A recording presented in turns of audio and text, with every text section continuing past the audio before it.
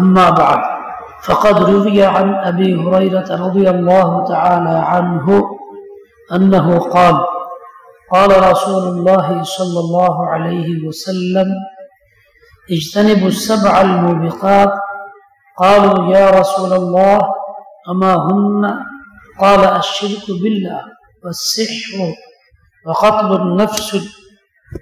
النفس التي حرم الله إلا بالحق وأكل الربا وأكل مال اليتيم والتولي يوم الزحف وقذف المحصنات المؤمنات الغافلات رواه البخاري ومسلم أو كما قال عليه الصلاة والسلام الحمد لله الله पाक शुक्र अल्लाह पाक আমাদেরকে আজ জিলকাদার দ্বিতীয় তারিখ রাতে মানে 1 তারিখ চলে গেছে রাত শুরু হলো দ্বিতীয় তারিখে মাগরিবের নামাজের পরে মুখতাসার ইসলাহি মাহফিলে বসার এবং শরীক হওয়ার সুযোগ দিয়েছেন সেজন্য আল্লাহ পাকের শুকর আদায় করি আলহামদুলিল্লাহ। दूसरा जिलकद 10 मई 27 বৈশাখ জুমাবার শেষ হয়ে গেছে রাত শনিবারের শুরু।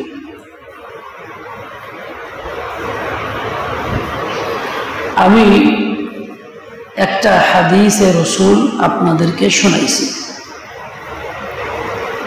যার অর্থ এবং তার সাথে মুখতাসার কিছু ব্যাখ্যা আপনাদের সামনে পেশ করার চেষ্টা করি। আল্লাহ পাক তৌফিক দান করেন।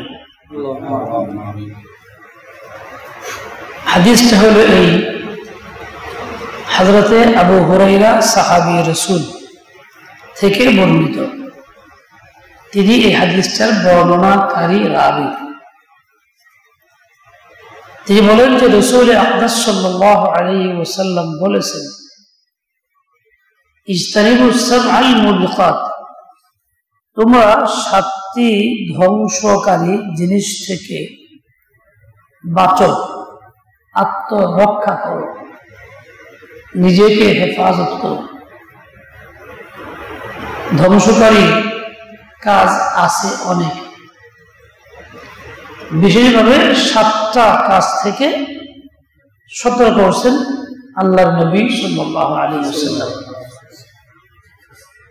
7টা ধ্বংসের কাছ থেকে বাঁচো, তার মানে এই 7টা কাজ যে করবে, যার মধ্যে থাকবে, নিশ্চিত যে ধ্বংসের পথে ধ্বংস হবে। এই ধ্বংস মানে এই না বাড়িঘর ভেঙে যাবে, নদীর মধ্যে ডুববে, তা এই ধ্বংস মানে জাহান্নামে যাবে। এই লোক যে কাজগুলি করে জাহান্নামের পথের পথিক, জান্নাতের পথের পথিক না, জাহান্নামের পথের পথিক। সাহাবাগণ জিজ্ঞাসা করছেন সেই 7টা ধ্বংসকারী জিনিস কি, 7টা ধ্বংসকারী কাজ কি? রাসূল আকরাম সাল্লাল্লাহু আলাইহি ওয়াসাল্লাম তার জবাবে বলছেন সেই 7টা ধ্বংসকারী জিনিসের একটি হচ্ছে আশরিকু বিল্লাহ, আল্লাহর সাথে শিরক করা, অংশীদার স্থাপন করা। আল্লাহ তাআলা একমাত্র মাহবুব, তাওহীদ আমাদের ঈমান, আমরা একমাত্র মাহবুব আল্লাহকে জানি, বিশ্বাস করি, মানি।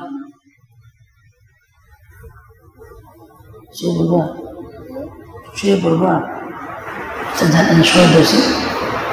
মাথা জানিয়ে দিচ্ছে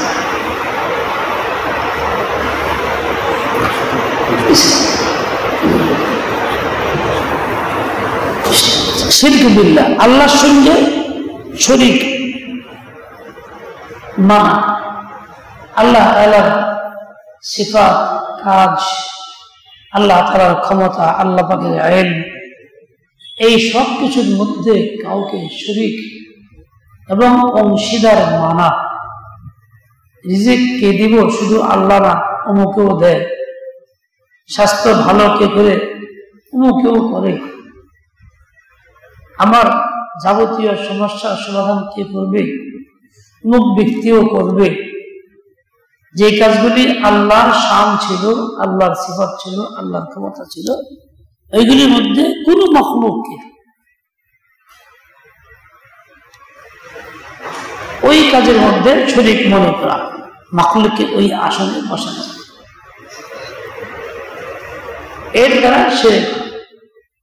আল্লাহকে সবচেয়ে অপছন্দের কাজ হলো এইটা, শিরক। সবচেয়ে ঘৃণার কাজ হলো এটা। আল্লাহ তাআলা সবচেয়ে বেশি নারাজ এই কাজের উপরে, সবচেয়ে বেশি ঘৃণা করেন এই কাজটাকে। এজন্যই আল্লাহ তাআলা কোরআনে ঘোষণা দিয়েছেন, ইন্নাল্লাহা লা ইয়াগফিরু আন ইউশরাকা বিহি। আল্লাহ তাআলা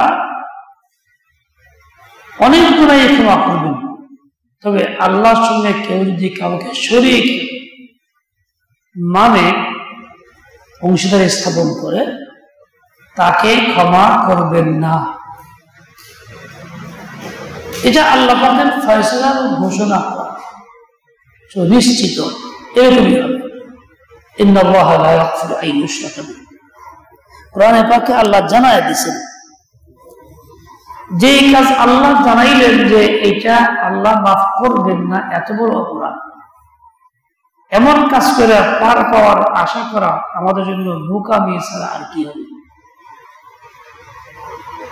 বা এমন কাজ করার দ্বারা আল্লাহ নৈকট্য লাভ হবে, এমনটির চিন্তা, স্বপ্ন ছাড়া আর কিছু।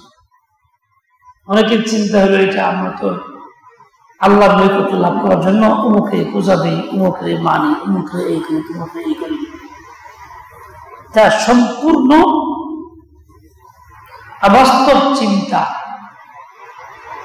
এর কোন হাকিকত নেই, যেটা আল্লাহ ঘোষণা করেই দিয়েছেন। আল্লাহ তাআলাই সবকিছু জানেন, গায়বের মালিক আল্লাহ তাআলা।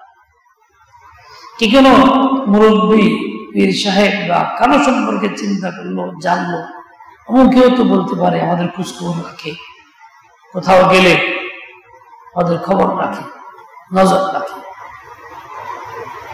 এই জন্য বলতেও পারে, বা দূরের থেকেই এরকম ভাবে আমাদের সমস্যার সমাধান করে দেয়।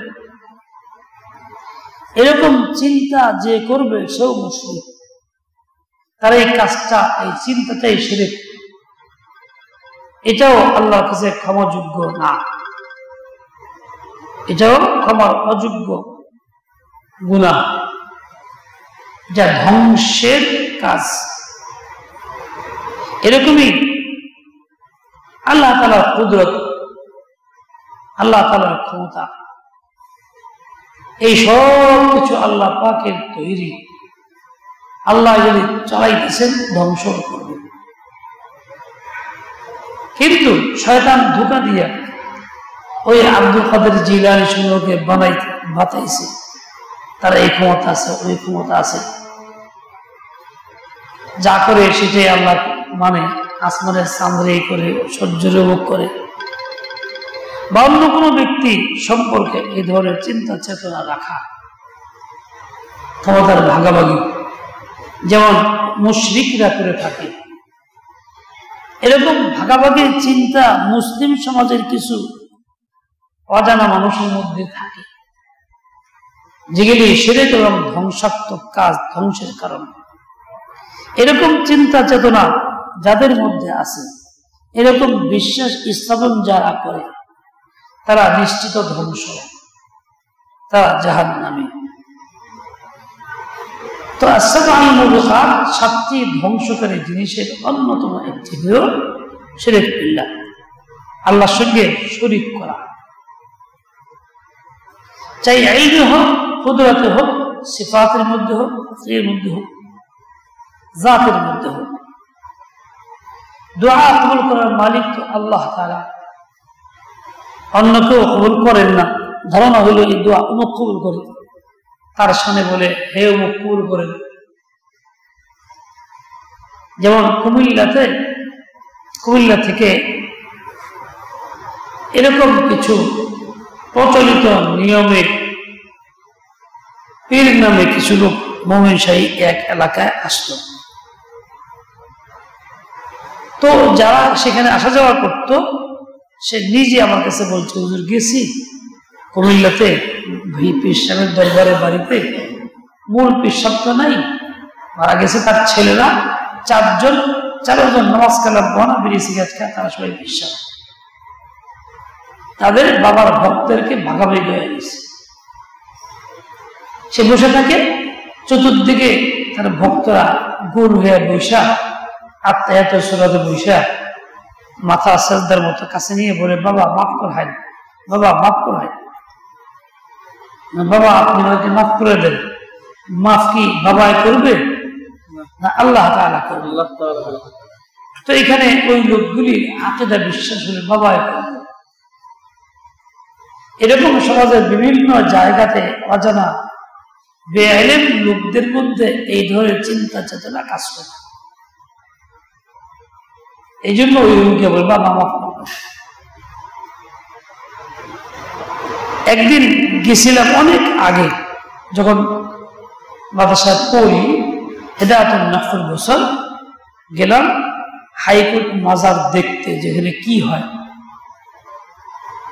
দাঁড়ায় আছি, বিভিন্ন তামসা দেখতেছি, জুতা নিয়ে ঢুকবার দেয় না। আমার জিদ জুতা নিয়ে ঢুকবো, জুতা হাতে নিলাম, মাথা দেয়, নিলাম বগলের তলে, এখানে জুতা, যা জুতা নিয়ে যাবো। গেছি নিচে দাঁড়ায় আসছি, একটা দামি গাড়িতে একজন প্রাইভেট গাড়িতে মহিলা নামল, পর্দা নেই, আইসা মূল মাজার দরজার মধ্যে হাত দিয়া ধইরা, বাবা আমার ভাই বিষ খেয়েছে যেন না মরে। দরজা ধইরা আবেদন হয়েছে বাবার কাছে, বাবা আমার ভাই বিষ খেয়েছে যাতে না মরে। মৃত্যু দেওয়ার মালিককে, হায়াতের মালিককে। সে বলতেছে কাকে?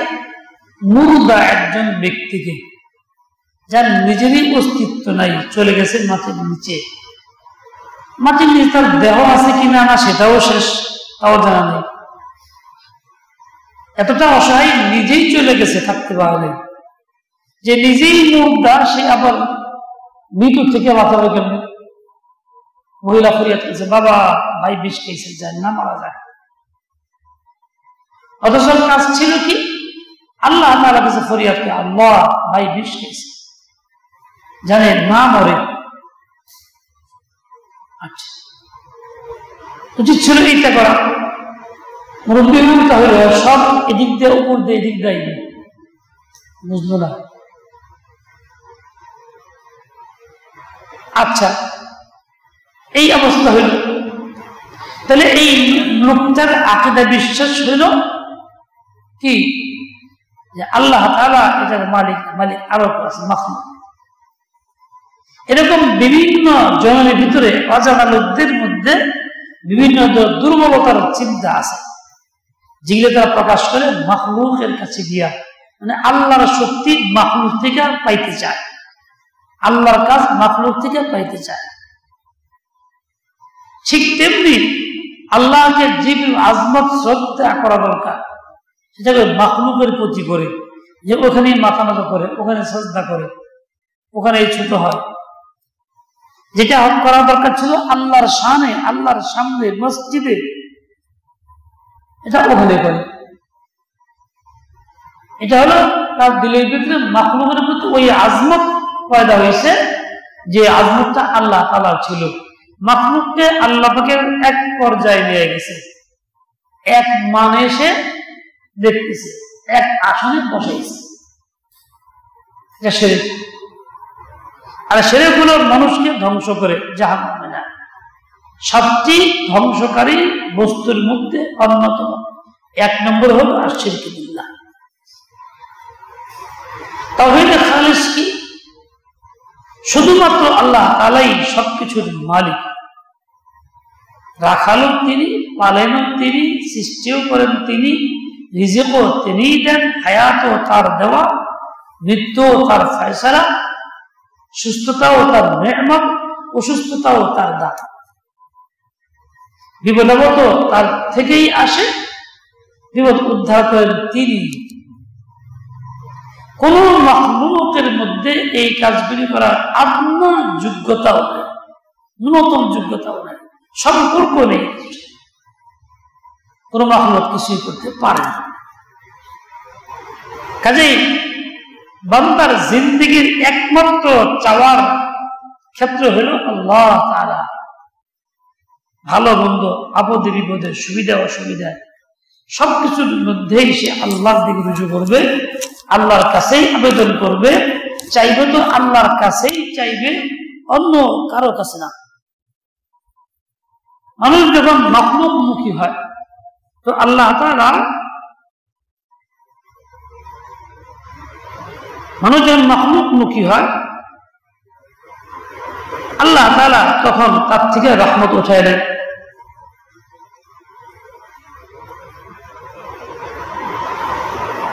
যে তুই যখন আমাকে চাস না, মাখলুক হয়েছে, মাখলুক কাছেই যা। হাজার গড়াগড়ি করে হাজার চায় কিন্তু মিলে না, পায় না। এটা সকল কাজের মধ্যে একবার মাখলুকমুখী হয়ে গেলে, মাখলুকের প্রধান নজর চলে গেলে সেই লোকটা নজর ফিরাইতেও পারে, আল্লাহর উপর আস্থা আনতেও পারে না।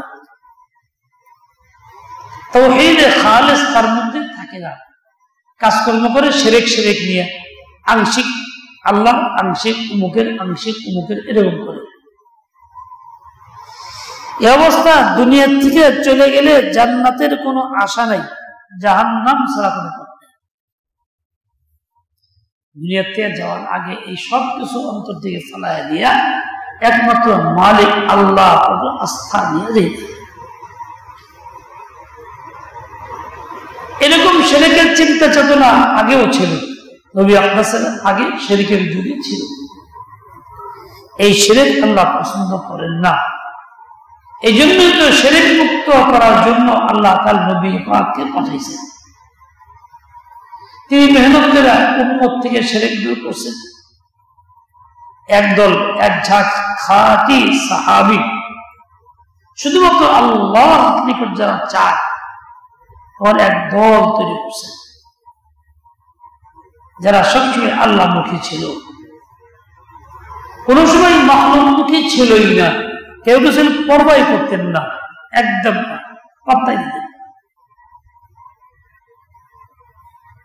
এই জন্য সকল কাজের মূল কেন্দ্র ছিল আল্লাহ। তাদের শান্তিও ছিল এরকম, তারা সফল ছিলেন সকল কাজের মধ্যে। দোয়া কবুল হইত, ছোট হোক আর বড় হোক, যে কোনো দোয়া করলে আল্লাহ মাহরুম করতেন না।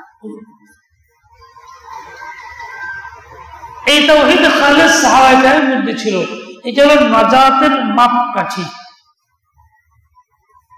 দারুল দেওবন্দের প্রতিষ্ঠাতা যে কারণ, লক্ষ্য, তার মধ্যে এই একটা ছিল তাওহীদে খালিস। সমাজের মধ্যে খালিস তাওহীদের প্রচার প্রসার ঘটানো, মানুষ যাতে শুধুমাত্র আল্লাহমুখী হয়, মাখলুক মুখী না হয়, মাখলুক থেকে দিলকে সম্পূর্ণ ফিরাইয়া ফেলে। এই জন্য আকাবের দেওবন্দের অনেক ওয়াকিয়াত আছে, কঠিন বিপদ মুহূর্তে তারা মাখলুক মুখী না, আল্লাহ কোনো প্রভাবই তাদের ছিল না। এখনো যারা মাখলুকমুখী না, তাদের রূহানী শক্তি অনেক বেশি, হিম্মত অনেক বেশি।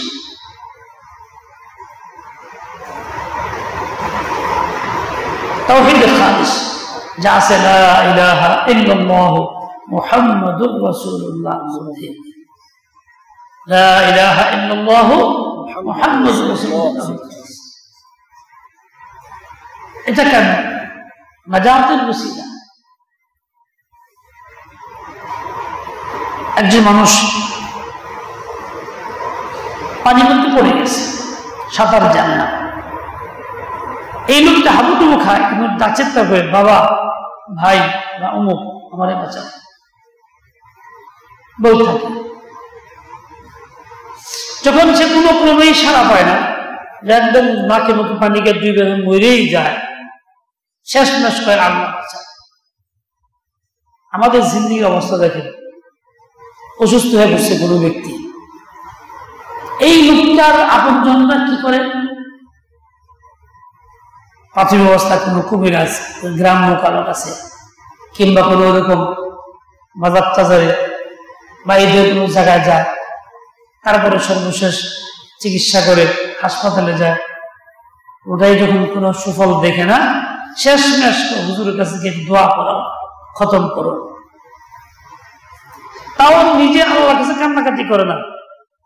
কিছু আছে আল্লাহ মুখে কান্নাকাটি করে, আবার হুজুর দিয়েও দোয়া করে। প্রথম শ্রেণীর যারা একেবারে এই দরবার ওই দরবার দুনিয়া সব শেষ করে কোনো ক্রমেই কাজে আসে না, তো আল্লাহ মুখী হয় বলে এটা তাওহীদে খালেস। তাওহীদে খালেস হইলেই শুরু থেকেই সমস্যা আছে, সমাধান করতে হবে। সমাধানটা কার থেকে হবে? আল্লাহ তাআলা থেকে হবে। তাই সুন্নত মোতাবেক আমল করে, এই জন্য আল্লাহ থেকে সরে না, দোয়া আল্লাহর কাছে করে, কান্নাকাটি আল্লাহর কাছে চায়, আল্লাহর কাছে সব থেকে দিল হতায় না, শুধুমাত্র আল্লাহ।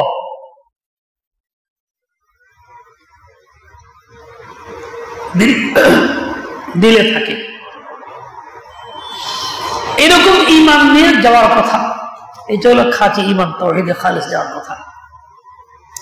এছাড়া যদি আংশিক হয়, কিছু কিছু হয়, তাহলে এইরকম আংশিক ঈমান নিয়ে দুনিয়া থেকে গেলে জাহান্নাম সরাসরি, এছাড়া কোনো ব্যবস্থা নেই। কোরআনে পাকে আল্লাহ ভুলেই দিয়েছেন, ইন্নাহু মান ইউশরিক বিল্লাহি ফাকাদ হারামাল্লাহু আলাইহিল জান্নাতা ওয়া মাওয়াহুন নার। আল্লাহর সঙ্গে শিরক যে করে, শরীক যে স্থাপন করে, আল্লাহ পাক তার জন্য জান্নাতকে হারাম করছে, তার একমাত্র ঠিকানা জাহান্নাম। সেরকম করবো আর জান্নাতের আশা করবো, ওরা আনো হয়তো স্বীকার করে না, হাদিসে বলে না, সব। তো সাতটা ধ্বংসকারী কাজের মধ্যে অন্যতম হলো একটা, সেটা হলো শিরক। দ্বিতীয়টা ওয়াসিহরু, জাদু। দ্বিতীয়টা হলো জাদু। জাদু একটা ফর্ম, মানুষ শিখে, চর্চা আছে, বহু আগে থেকে চর্চা আছে। জাদু দিয়ে মানুষের অবস্থা পরিবর্তন ঘটায়, চোখের দৃষ্টিভঙ্গি সরাইয়া দেয়, কোন জিনিসকে ভিন্ন জিনিস দেখে। জাদুর একটা প্রতিক্রিয়া বা আসর আছে। স্বয়ং রাসূল আকদাস সাল্লাল্লাহু আলাইহি ওয়াসাল্লাম জাদু করা হয়েছিল, ইহুদিরা জাদু করছিল। রাসূল আকদাস অবস্থা বদলায় গেছে, যে কাজটা করে নাই মনে হয় করছি, এরকম কাজটা না করলাম। মানুষ বিরুদ্ধ হয়ে গেলে তো একটা মনে থাকে না, ভুলে যায়। 10 মিনিট আগে খাইছে, যে আসলে খাইছে না, তো খাই নাই, তো আসলে খাইছে এই কথাটা ভুলেই গেছে। ঠিক জাদু করার পরে লোকটা আক্রান্ত হলে এরকম হয়। রাসূল আকদাস সাল্লাল্লাহু আলাইহি ওয়াসাল্লাম এটা তো করছিলাম, আসলে করেন নাই। নবী যিনি সবচেয়ে বড় আমিন, আমলদার, যিনি পাক সাফ, একেবারে মাসুম, শতভাগ গুনাহমুক্ত, গুনাহের দাগ যার মধ্যে নেই, তার উপরেও জাদুর আসর প্রতিক্রিয়া হয়েছে। তাহলে আমরা যারা সাধারণ মানুষ, আমল অনেকে করি না, অনেক কিছু করি, কিছু আমাদের জাদুর প্রতিক্রিয়া হবে না? হবে। এজন্যই প্রতিক্রিয়া হয়।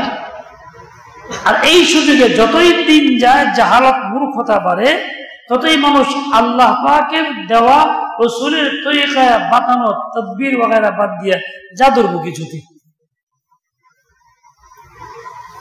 কোনো কিছু করার জন্য জাদু করে, মুখে বশ করলো জাদু করার জন্য। হেদিয়া করো। ইসলাম তো এরকম কিছু বলে না, এটাকে ইসলাম হারাম বলে, কুফর বলে। ফেরেশতারা যারা জাদু শিখাইতেন মানুষ বাবুলি, তারা বলতেন দেখো ফালা তাকফুর, আমরা যা বললাম শিখাইলাম জাদু, এগুলি করে তুমি কুফরি করো না, এর দ্বারা কুফরি হয়।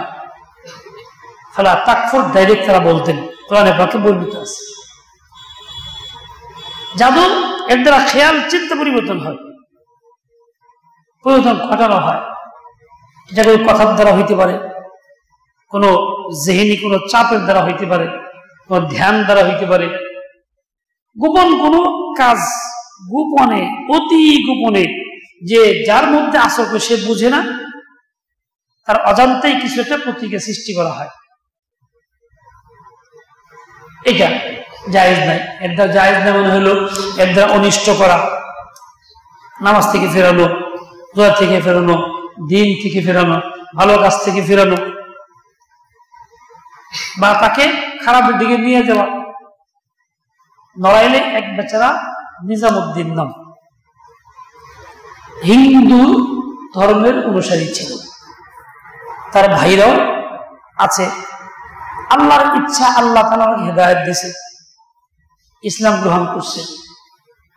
পুরা ভাইদের মোকাবেলায় একাই, কিন্তু সৎ সাহস খুব।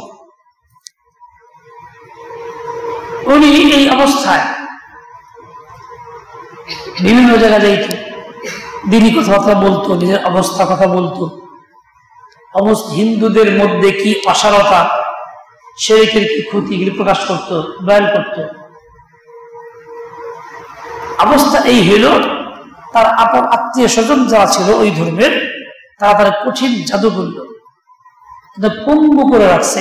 আজও সে পঙ্গু, হাত পাও শুকায় গেছে, গা চলতে ফিরতে পারে না, মাঝে মাঝে খানা বন্ধ হয়ে যায়, পেশাব পায়খানা বন্ধ হয়ে যায়, বিস্তায় পড়ে এখন।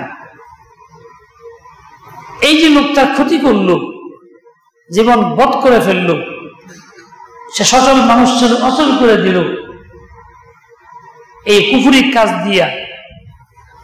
এটা জাদু করলো, ক্ষতি করলো, এইটা কুফরি কাজ, জায়েজ নাই, হারাম। এবার সুস্থ মানুষ, বিবেক সম্পন্ন মানুষ, সবকিছু বুঝে শুনে করে। হয়তো কোন লোক স্ত্রী মনে স্বামীর সচেতন মনে দেখে ওই স্বামীর থেকে অনেক কিছু আদায় করতে চায়, আদায় করতে পারে, মন মতো আদায় করতে পারে না। আমার ছেলে রেখে দাও, মেয়ে রেখে দাও, উমুক রেখে দাও, উমুকে দিও না। তখন সে এই ভিতরে ভিতরে কারো কাছে গিয়া হয়তো বা এই ধরনের কোনো বিদ্যা গিয়া তার বিবেক উপরে আসর ফেলে দিল। এখন সে একতরফা কথা বলে, এক কথা বলে, সে যা বলে তাই করে, অন্য ছেলের খবর রাখে না, অন্য খবর রাখে না। এই যে একমুখী এক গেসা হয়ে গেল, এটা কুফর, এটা হারাম, ধ্বংসের কাজের দ্বিতীয়তম কাজ এটা, শিরকটা। একদিন আমার কাছে আসছে দুটা মেয়ে, বোরকা পরা, মাদ্রাসার ছাত্রী। একটা ওই এক্সরে কিনা ফিল্ম নিয়ে আসছে, দেখেন। বললাম আমি তো ডাক্তার না, আমি এটা কি দেখবো? কয় না দেখলে বুঝবি। আমাকে না দেখলেই বুঝবেন, কি করলাম দেখলে হাতে নিলাম যে কি ঘটনা, কি ব্যাপার। দেখলাম যে এটা মানুষের এই সামনের অংশ, বুক শোয়া, খাঁচার হাত দিয়ে সব আছে। এই বুকের ভিতরে একটা তাবিজ ঢুকানো, ফিল্মে আসছে, তাবিজ ঢুকানো। কি হবে? তো বললো যে আমার বাবা সৌদি আরব থাকে, আমরা ছেলেপেলেরা বাবার সন্তান হিসেবে বাবাদেরকে খোঁজ খবর রাখে, টাকা পয়সা দেয়, এটা আমাদের চাচাদের দাদির সহ্য হয় না। অনেক রকম চেষ্টা করছে, আব্বাকে অসুস্থ হয়ে পড়ছে, তখন একটা অপারেশন ছিল, ওই সুযোগে আমাদের অজান্তেই অপারেশন করে ওই তাবিজের ভিতরে ঢুকাই দিছে। তারপর থেকে আব্বা আমাদেরকে দেখতে পায় না, খোঁজখবর দেয় না, বিদেশ থাকে, ফোনও করে না, ফোন ধরে না, টাকাও দেয় না, আমরা কষ্ট জীবন যাপন করতেছি। বাবা বিশ্বাসও করে না। তো এই দেখেন রিপোর্ট, তাহলে কি পরিমাণ অনিষ্ট করছে, কত বড় ক্ষতি করছে। এই অনিষ্ট করা এটা হারাম, 7টা ধ্বংসের কাজের একটা কাজ। ইস্তারিবুস সাবআল মুবিকাতের মধ্যে এটা একটা। যতই মানুষ দিন থেকে দূরে সরে, ততই তাদের ভিতরে এই ধরনের অপকারের চিন্তা, অপচিন্তা ভিতরে কাজ করে। মানুষ দিন যখন মানুষ মানে, তখন তার ভিতরে এই ধরনের ক্ষতির চিন্তা আসে না, বাজে চিন্তা আসে না। ঈমান নষ্ট করলেই আসে, কারণ আল্লাহ থেকে বিমুখ হয়ে মাখলুক মুখী হয়, মাখলুক দিয়ে এই আজে বাজে করার চেষ্টা করে, চিন্তা করে। আমার সুবিধা, সুখ সুবিধা, ভালো মন্দ, এটা আল্লাহ পাকের দান, আল্লাহর ফয়সালা। আল্লাহ পাক আমাকে যে পরিমাণ দিবে আমি সেই পরিমাণ পাবো, আমি তো ইচ্ছা মতো পাবো না, যা আল্লাহ দিবেন তাই তো পাবো। আমি এটাকে জোর করে বেশি নিতে চাইতেছি, তাই মাখলুকের সহযোগিতা এ ধরনের জিনিস দিয়া ক্ষতি করতেছি। যার ক্ষতি করা হলো সে তো আক্রান্ত হয়ে গেছে, সে তো বুঝলো না, কিন্তু অন্য সব লোকদের প্রতি যে অনাচারগুলি করা হলো, এই অনাচারের সকল কর্মের দায়ী হবে ওই লোকটা যে কাজটা করল।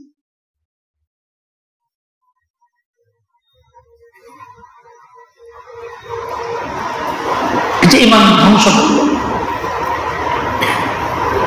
এর দ্বারা নিজেকে চিরস্থায়ী জাহান্নামী বানাইল। ঠিক জাদু করা যে হালাল মনে করে, বৈধ মনে করে, তার ঈমান নষ্ট হয়ে যায়। একটা গুনাহের কাজকে, হারাম কাজকে হালাল মনে করলে ঈমান নষ্ট হয়ে যায়। জাদু করা একটা অন্যায় কাজ, গুনাহের কাজ, এটা যদি কেউ হারাম না মনে করে, হালাল মনে করে, ঈমান নষ্ট হয়। আস-সাবআল মুবিকাত, 7টি ধ্বংসকারী জিনিস। ইস্তারিবুস সাবআল মুবিকাত, তুমি একটা সতর্ক, খবরদার 7টা ধ্বংসের কাছ থেকে বাঁচো, নিজেরা আত্মরক্ষা করো, এমন কাজ নিজেরা কেউ করবে না। তার দ্বিতীয়টা ছিল আস-সিহর ওয়া কাতলুন নাফসিল্লাতী হারামাল্লাহু ইল্লা বিল হক। তৃতীয় কাজ হলো আত্মহত্যা করা, অথবা অন্য কাউকে হত্যা করা, খুন করা। এটা একটা কবিরা গুনাহ, মহাপাপ। 7টা ধ্বংসকারী কাজের 3 নম্বর। এটা মানুষ ধ্বংসই হয়, ভালো হয় না। যদিও নামাজ কালাম করে, বাহ্যিক আচার আচরণ ভালো, মানুষের সুনাম আছে, কিন্তু এই কাজটা এত বড় অপরাধ, এত বড় জঘন্য অপরাধ কাজ, যার জন্য সে নিজেকে ধ্বংসের মুখে ঠেলে দিল। আত্মহত্যা দা আর হলো অন্য খুন করা পরিকল্পনা করছে, কোন না কোনো তরিকায় তা করলো, ডাইরেক্ট কিংবা ইনডাইরেক্ট খুন করে ফেলল। তাহলে এই লোকটার জন্য জান্নাত হারাম হইল, চিরস্থায়ী জাহান্নামের ফয়সালা হইল। এই কাজটাও তার জন্য ধ্বংসের কারণ হইল, সে এর দ্বারা ধ্বংস হয়েই গেল। 7টি কাজের এই 3 নম্বর কাজের মধ্যে এটা একটা, কাতলুন নাফস। আমরা দেখতেছি আমাদের মুরব্বীদের মধ্যে তো শুনছি যে আগে যদিও ব্রিটিশ শাসন ছিল, কোনো একটা লোক কোথাও এরকম খুন খারাপি হইলে পরে কঠিন বিচার হইতো, মনের বাড়ি ঘরে থাকতো না, প্রশাসন ধরে নিত, তার জন্য কঠিন শাস্তির ব্যবস্থা থাকতো, খুব কম হইতো খুন খারাপ। দিন যাইতেছে, দেশের স্বাধীনতা আসছে, আর অবস্থা এই হইতেছে খুন খারাপি অনেক বেশি পরিমাণ বাড়ছে। আদনা একটা কারণে মানুষকে খুন খারাপ, কোন কারণ নাই, উল্লেখযোগ্য কিছুই নাই।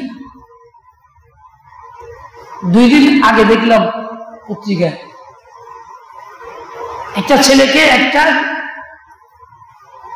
বিল্ডিং এর কাজ চলছে, নবনির্মিত বিল্ডিং এর ছাদের উপরে এই গলা কাইটা, বিভিন্ন কাইটা ফেলে রাখছে, ওর মতো হয়ে রয়েছে, রক্ত আর রক্ত ছবি দিছে। যে কেউই হোক, প্রশাসন খবর পাইছে, উদ্ধার করছে, হাসপাতালে ভর্তি, লোকজন হাসপাতালে ভর্তি করছে, তার এখনো জীবিত আছে। বাঁচছে কেনা?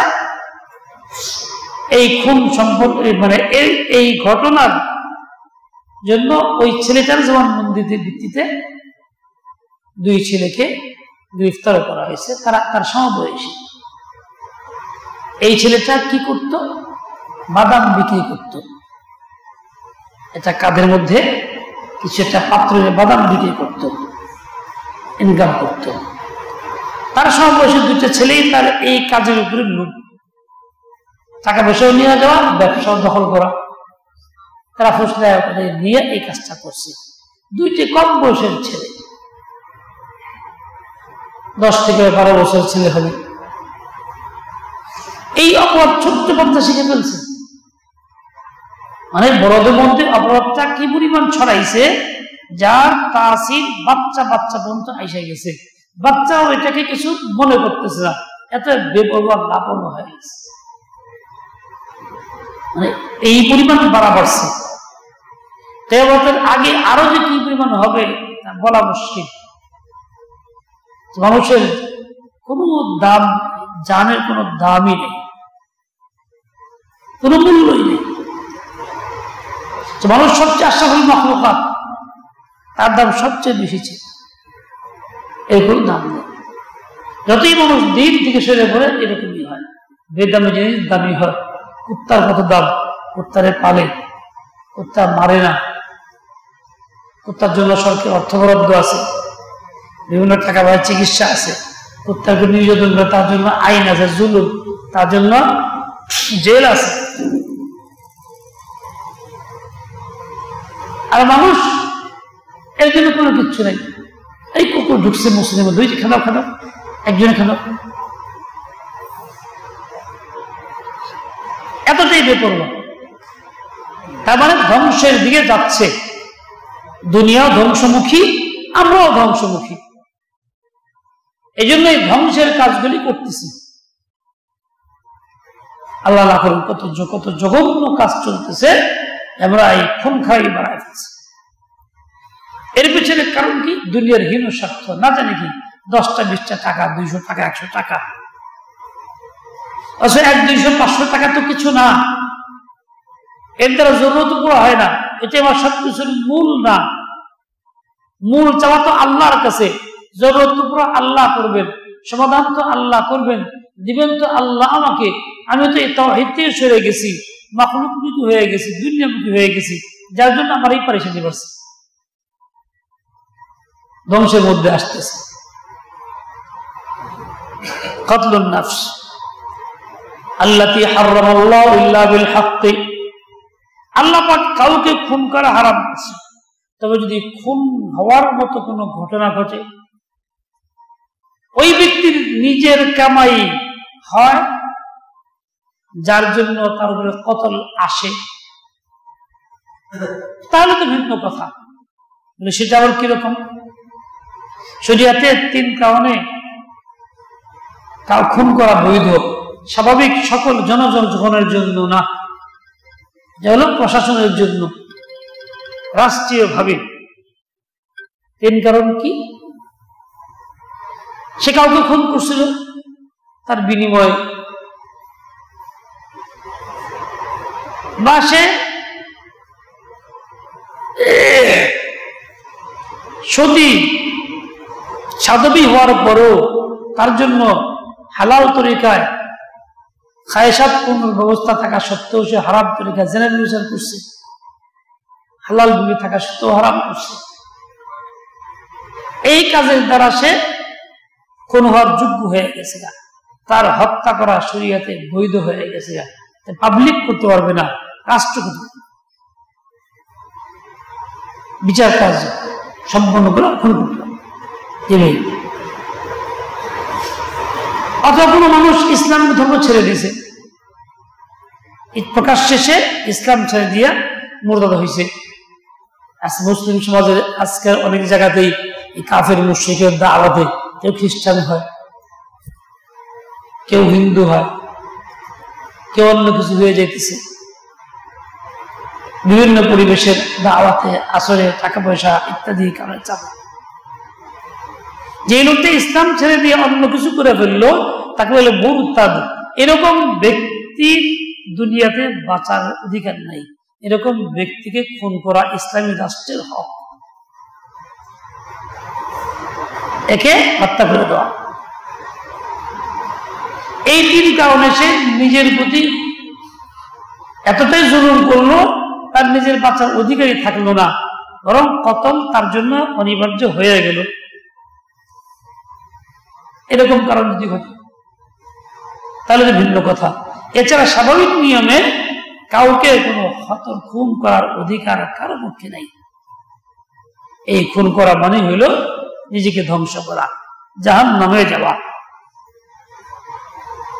এরকম ভাবে ওয়াকলুর রিবা,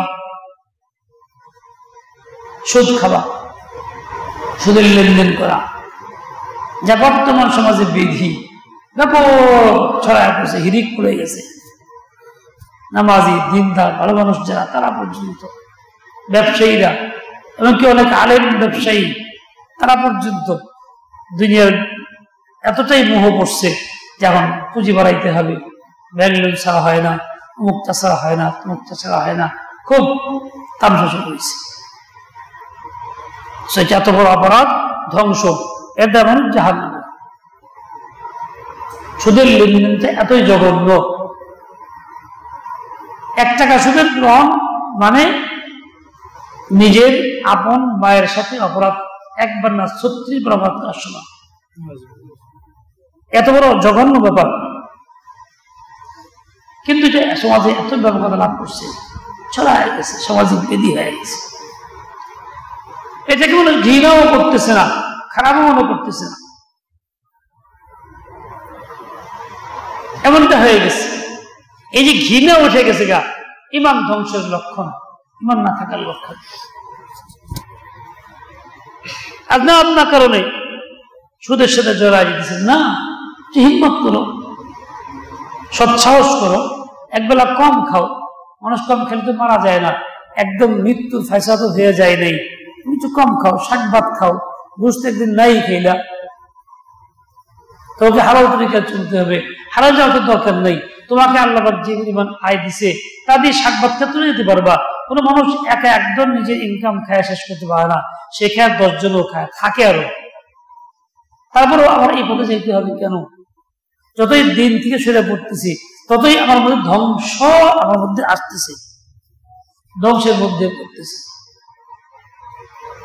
আমি এরকম জাহান্নামী হয়ে যেতেছি, চলতেছে।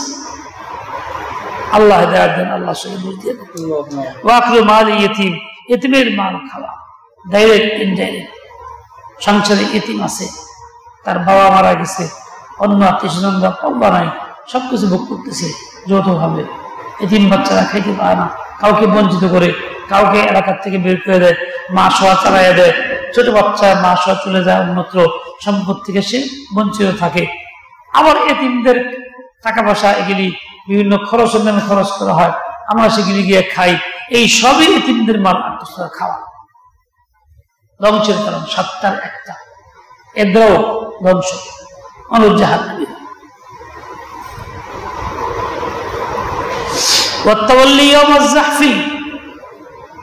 ইসলামী জিহাদ থেকে ফিরে যাওয়া, পলায়নপর হওয়া।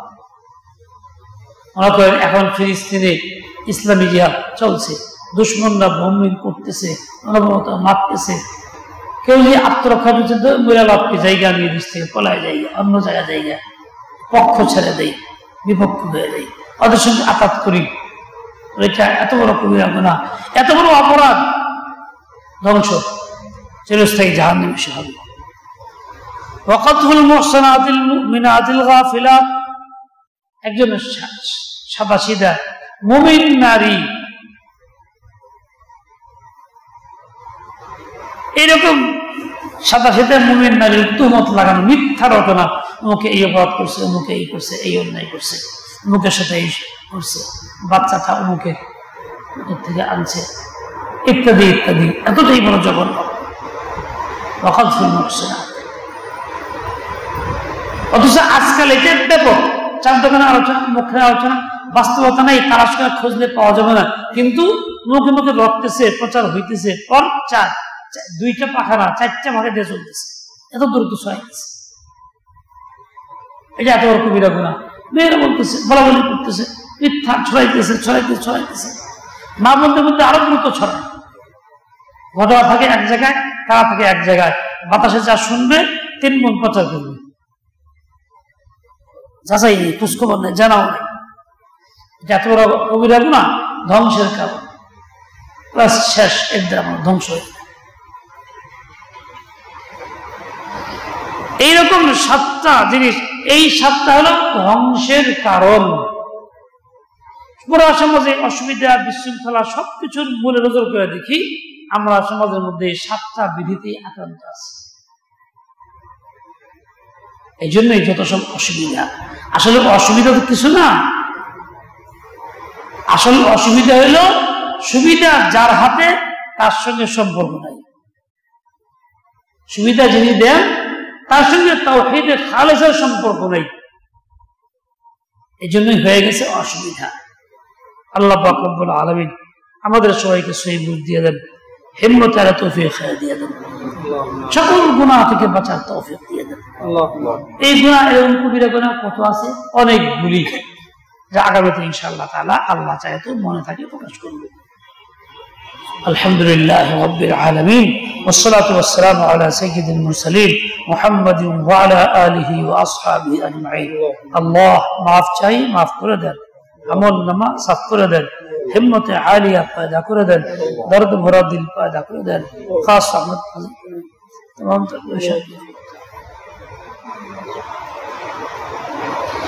يا حي يا قيوم برحمتك اللهم حبب إلينا الإيمان وزينه في قلوبنا وكره إلينا الكفر والفسوق ربنا لا تزغ قلوبنا إنك أنت الوهاب برحمتك يا